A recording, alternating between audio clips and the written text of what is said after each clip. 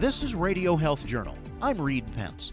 This week, can we cut medical training by 30%? We're not training doctors now who are appropriate to the evolving medical healthcare system, so I think that's going to have to change. How much doctor training is enough? When Radio Health Journal returns.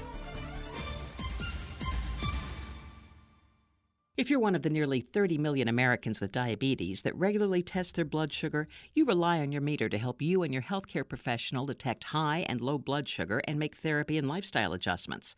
Now the new OneTouch Verio Flex meter with ColorSure technology takes the guesswork out of interpreting results. Endocrinologist Dr. Jeremy Pettis explains. Many people with diabetes have difficulty making sense of their blood sugar results. The OneTouch Verio Flex meter has a simple color range indicator that uses blue, green, and red to instantly tell you when your readings are low, in range, or high. And for patients who want additional insights and information, the meter connects wirelessly with the OneTouch Reveal mobile app on iOS and Android devices. Simple, accurate, and easy to use, the OneTouch Verio Flex meter is available now with an estimated price of under $20. OneTouch is the brand most recommended by endocrinologists and primary care physicians. To learn more, visit onetouch.com. Becoming a doctor is hard work. There's the cutthroat competition to get into medical school in the first place, the grind of 4 years of medical school itself, residency with its 3 years of legendary back-breaking hours, and finally a fellowship where many specialists actually learn their craft. It adds up. The minimum is 11 years in the sense that it's 4 years of college, 4 years of medical school, and 3 years of internship and residency. But if you want to become a specialist, you have to add 4 years to that. If you want to become a certain kind of surgeon, so you're certainly north of 11 years, let's put it that way. That's Dr. Ezekiel Emanuel, Vice Provost for Global Initiatives and Chair of the Department of Biomedical Ethics and Health Policy at the University of Pennsylvania. He's also author of the new book, Reinventing American Healthcare, and co-author of a proposal that may strike you as strange. In an age when medicine is getting more and more complex, he's calling for doctors to get less training, cutting its length by about 30% and reorganizing its content. One of the problems that I certainly point out is we have basically had the same structure of the system for the last 100 years, despite tremendous change in medical practice and different needs, and yet we're still doing a lot of the same things. And, there's no doubt that we could shorten it and we could change it. If you force the people in medical education to think seriously about what they're doing and what they're trying to accomplish, that in itself will be a major step forward. That's Emanuel's co-author of the time-shortening proposal, Dr. Victor Fuchs, Henry J. Kaiser Professor Emeritus of Economics and Health Policy at Stanford University, and a senior fellow at the Stanford Institute for Economic Policy Research. Basically, people have been locked into the lines that were laid down 100 years ago, that you have to study basic sciences for 2 years, then you do clinical rotations for 2 years, then you go into residencies and you begin to figure out which you want to specialize in, and then you get further training. Emanuel says medicine still trains doctors, anticipating careers that are a lot more than an office practice. It's part of the old romantic idea that good doctors are triple threats. Clinicians, yes, but also charismatic teachers and cutting-edge researchers. We train people to that end, and I think in this day and age, that's a ridiculous way to train people. First of all, most doctors are going to go into clinical practice. They're not going to do research, and they're not really going to do a whole lot of teaching. So there's no reason to add those elements to their training. It's just a very bad waste of time. And second of all, I think there are lots of things related to being in clinical practice that we don't do well today. So, for example, most of the training in medical school, the 2 years of clinical training, are done in the hospital. Most of the training of a resident and an intern, and here I mean most, as in 90%, also done in the hospital. Yet most doctors are going to practice in an office and not in the hospital. That seems like a mismatch, a very bad mismatch. Emanuel and Fuchs advocate reorganizing medical school as well as shortening it. Today, its 4 years are typically divided into 2 years of studying basic science, like biochemistry and anatomy, and then 2 more years of clinical training. The 2 preclinical years, I think, are widely recognized not to require 2 years of training. So, for example, leading medical institutions in this country, Duke and Yale, are down to 1 year. My own University of Pennsylvania is at 1.5 years.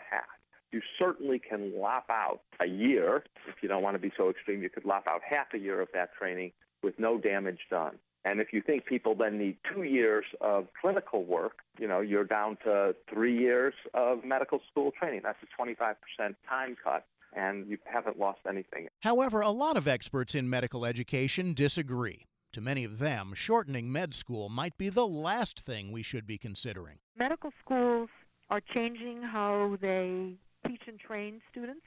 The question is, can you do it in 3 years for everybody? 3 years is not a very long time, given a couple of other things. One, a third of students that come into medical school are non-science majors.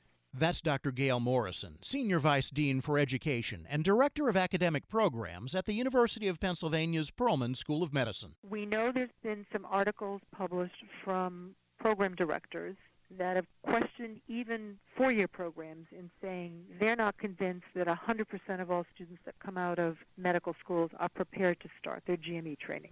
Medicine's become very complicated in that the fields are much more specific. The patients in hospitals are much sicker than what they used to be 30 or 40 years ago. And preparing them to therefore leave medical school and go out into what we call their graduate medical education training, where they're going to now specialize in an area.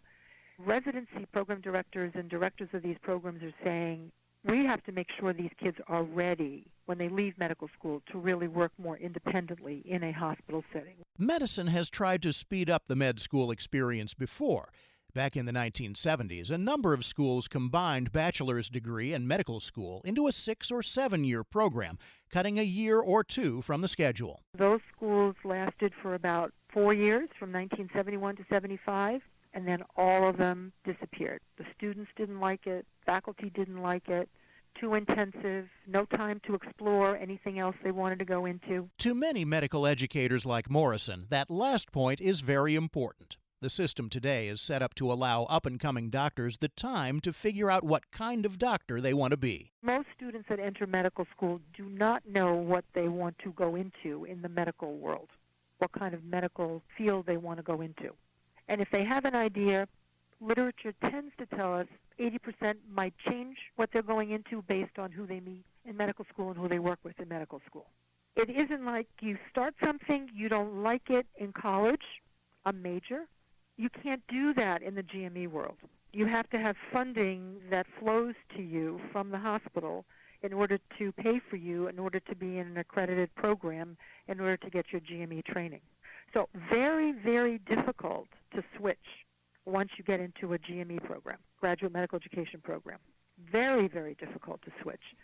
You certainly want to pick what you want to go into with a fairly high degree of believing you're picking the right field for yourself. However, to Fuchs and Emanuel, that seems like foot-dragging. Everybody is afraid to make a commitment to a particular field of specialization. They say, well, how will I know? I've only been to college for 4 years, and I've only been to medical school for 4 years, and I've had a couple of years of residency. How do I know if I want to be a pediatrician or an obstetrician or a surgeon or an internal medicine or something like that? So they often try to delay that final commitment to a specialty as long as possible. It's a very expensive decision-making process. That's essentially another $90,000 for that decision. Fuchs proposes that medical school be reorganized to provide real-world experience sooner. He advocates that about a third of the first 2 years of med school be spent in clinical rotations with patients. At the end of those 2 years, I'm suggesting that the medical schools develop tracks. Now, a track would be a halfway house between a specialty and just general medicine. It wouldn't be a full-scale commitment. For example, you could have a track for people that they know want to do some kind of surgery, but they're not sure whether it's heart surgery or stomach surgery or brain surgery. So for those 2 years, they would get more intensive preparation for a life as a surgeon. But they wouldn't be getting all the things that have to do with other types of medicine. It would be somewhat specialized, but not completely specialized. Then, after another 2 years, new doctors could move into further specialization in residency. Medical education is moving in that direction, not in quite the way Fuchs proposes, but toward tracks in a way that Morrison says makes sense. Once you've decided what you want to be, putting that individual into the right track for where they think they want their career to be following their specialty training, probably the place to shorten medical training. Now, there are 5-year programs where you enter directly from medical school into thoracic surgery programs, shortening by 3 years your residency and fellowship training programs. Emanuel admits to treading gingerly with residencies. He doesn't think they should be cut very much, but subspecialty training later on in fellowships is another story. In what's called the fellowship or the subspecialty training to become a cardiologist or an oncologist, which is what I do. When I was training to be an oncologist, which is true today, you had 1 clinical year, and then you had 2 years of research. Well, why are you getting 2 years of research if most of the people who are going to be trained as oncologists are going to be clinical practitioners, and they're not going to be designing and running clinical trials or even lab research? That doesn't make sense. That is a waste of 2 years for most people. The real question is whether the time spent in medical training is used wisely. Does spending a couple of years in research mean that your doctor will give you a more thorough physical or come to a more well-considered diagnosis?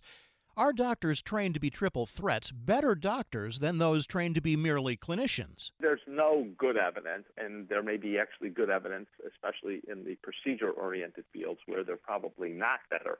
You know, one of the things we know about procedures like surgery is that the more you do them, you tend to become better at them and decrease errors and things like that.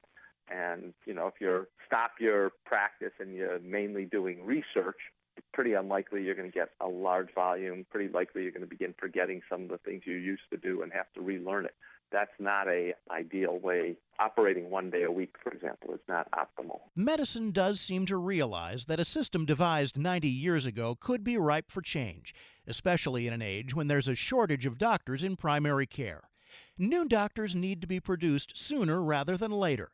Fuchs says he's been surprised at how little opposition there's been to their plan to cut medical training, but Emanuel admits it'll take time. By the end of the decade, I think we're going to be down to 3-year medical schools, and we're going to change the substance of what we teach, because I think we're not training doctors now who are appropriate to the evolving medical healthcare system. So I think that's going to have to change. First of all, I recognize that when I make predictions, I could be wrong, and I do recognize that medical schools are probably the slowest evolving institutional structure there is. You can find out more about all of our guests and their publications through links on our website, radiohealthjournal.net. I'm Reed Pence. Radio Health Journal returns with medical notes in just a moment. A new survey shows a staggering number of family and friends of people with Alzheimer's disease are jeopardizing their own family's health and financial stability. According to the Alzheimer's Association 2016 Alzheimer's Disease Facts and Figures report, nearly half of care contributors have to cut back on their own expenses and basic needs, such as food and medical care. Beth Kallmeyer is Vice President of Constituent Services for the Alzheimer's Association. Very few people are prepared for the high cost of dementia-related care. More than 1/3 of care contributors experience significant lost income due to caregiving demands. For example, they must cut back on their own expenses, including basic necessities like food, transportation, and medical care. Kallmeyer says families need to proactively plan for the financial impact of Alzheimer's and dementia. Planning tips and more about the 2016 Facts and Figures report are available at alz.org. Medical notes this week. We've heard a lot the last few years about how a glass of wine can help protect against heart disease. But a new study presented to the American Heart Association shows that it doesn't happen right away. In fact, drinking increases the risk of a heart attack or stroke immediately afterwards. The protection comes 1 day later and only for moderate drinkers. The type of alcohol consumed makes a difference too. The immediate risk of drinking is higher among those consuming whiskey, gin, and vodka than those who drink beer or wine. Yet another drink that's good for you is green tea. It's known as a powerful antioxidant, but a new study in the American Journal of Pathology finds that consuming an iron-rich meal or iron supplements could cancel out green tea's benefits. Researchers say the main beneficial compound in green tea binds to iron, so to get green tea's antioxidant effects, don't eat red meat or dark greens such as kale and spinach at the same time. And finally, if you want to make your free time more fun, don't schedule your plans. A study in the Journal of Marketing Research shows that scheduling a specific time for leisure activities makes it feel a lot more like a chore, robbing fun of both anticipation and enjoyment. However, scientists think they found a sweet spot, assigning activities simply in the morning, afternoon, or evening, and being flexible so it doesn't feel like work. And that's Medical Notes this week. More in a moment. Thank you for listening to Radio Health Journal, a production of MediaTrax Communications. If you enjoyed this week's show, please leave a review on iTunes or share it with a friend. You can find more Radio Health Journal stories about health, science, and technology on iTunes, Stitcher, and at radiohealthjournal.net.